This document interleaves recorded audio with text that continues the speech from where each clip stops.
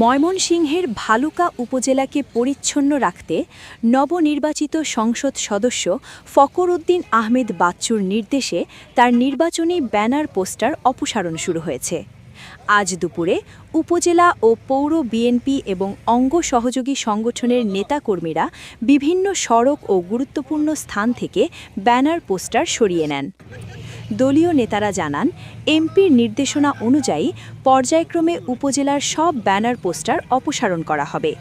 স্থানীয়রা এ উদ্যোগকে স্বাগত জানিয়ে বলেন, এতে শহরের সৌন্দর্য ও পরিবেশ রক্ষা পাবে।